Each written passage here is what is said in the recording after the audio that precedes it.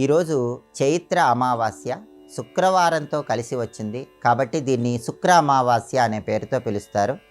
ఈ శుక్ర అమావాస్య చైత్ర అమావాస్య సందర్భంగా ఎలాంటి విధి విధానాలు పాటిస్తే సమస్త శుభ ఫలితాలు చేకూరతాయో నేటి శుభం లాభం అనే శీర్షికను పరిశీలిద్దాం. ప్రధానంగా అమావాస్య తిథికి ఉన్నటువంటి ప్రాధాన్యత గురించి నారద పురాణంలో, విష్ణు ధర్మోత్తర పురాణంలో ప్రామాణికంగా చెప్పారు.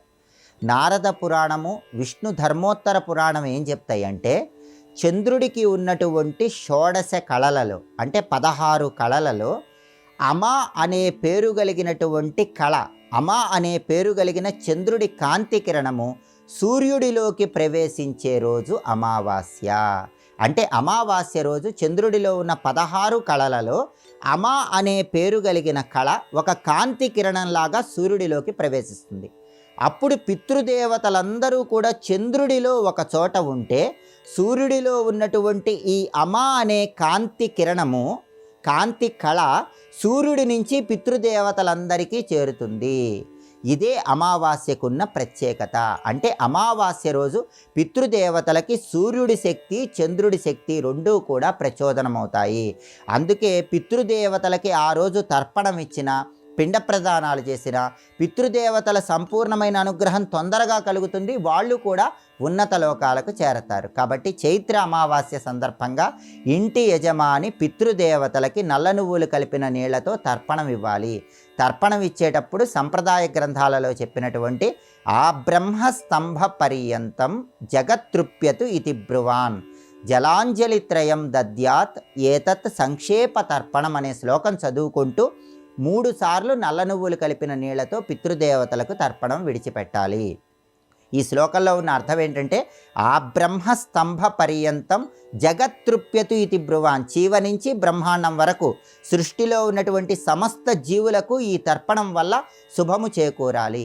జలాంజలి త్రయం దద్యాత్ ఏతత్ సంక్షేప తర్పణం, 3 సార్లు ఇచ్చేటటువంటి ఈ తర్పణం వల్ల గతించినటువంటి ముత్తాత, గతించిన తాత, గతించిన తండ్రి ముగ్గురు కూడా ఉన్నత లోకాలకు చేరాలి అని ఈ శ్లోకంలో ఉన్న అర్థం. నల్ల నువ్వులు కలిపి నీళ్లు విడిచిపెడుతూ ఈ శ్లోకం చదువుతూ పితృదేవతలకు తర్పణం ఇవ్వాలి. చైత్ర అమావాస్య సందర్భంగా పుణ్యనదీ స్నానం చేయటం, పితృతర్పణం ఇవ్వటం, పితృదేవతల పేరిట గోసేవ చేయటం సమస్త శుభ ఫలితాలను కలిగింపజేస్తుంది.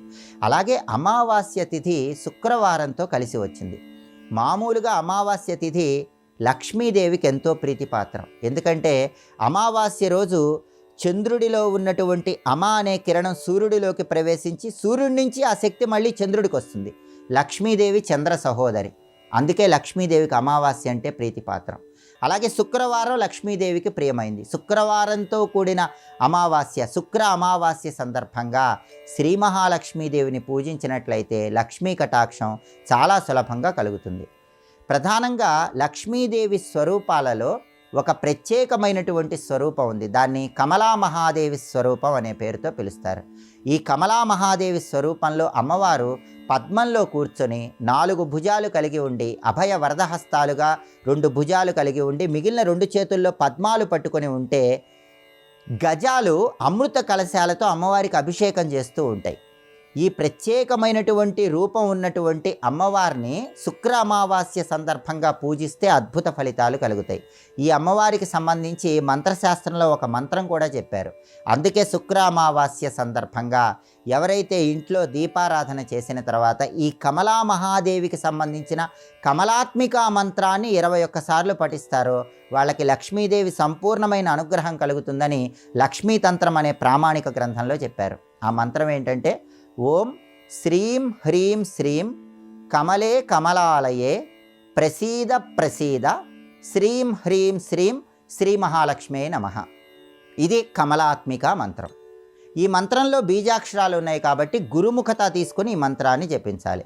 ఒకవేళ గురువు లభించని పక్షంలో ఓం కమలాత్మికాయై నమో నమః ఈ మంత్రాన్ని శుక్రామావాస్య సందర్భంగా దీపారాధన చేశాక వీలైనన్ని సార్లు పఠించటం, అలాగే పాలతో చేసినటువంటి పాయసాన్ని లక్ష్మీదేవికి నైవేద్యంగా సమర్పించి ప్రసాదంగా స్వీకరించడం ద్వారా లక్ష్మీ కటాక్షానికి ప్రతి ఒక్కరూ సులభంగా పాత్రలు కావచ్చు. అలాగే అమావాస్య అంటే ఉగ్రదేవతలను ఆరాధించవలసిన రోజు. అందుకే ఈరోజు దుర్గా ఆలయానికి వెళ్ళటం, దుర్గాదేవికి కుంకుమార్చన చేయించడం, లేదా కాళికా అమ్మవారి ఆలయానికి వెళ్ళి కాళికా అమ్మవారిని దర్శనం చేసుకుని కుంకుమార్చన చేయించుకోవటం, దుర్గా ఆలయంలో లేదా కాళిక ఆలయంలో నిమ్మకాయ దీపాలు వెలిగించడం, అమ్మవారికి నిమ్మకాయల దండ సమర్పించడం, ఇటువంటి విధి విధానాలు పాటించిన ఉగ్రదేవతల అనుగ్రహం వల్ల శత్రుబాధలు, దృష్టి దోషాల నుంచి సులభంగా బయటపడవచ్చు. కాబట్టి చైత్ర అమావాస్య, శుక్ర అమావాస్య చాలా ప్రాధాన్యత ఉన్న అమావాస్య. ఈ విధి విధానాలు పాటించండి, సమస్త శుభ ఫలితాలను సిద్ధింపజేసుకోండి.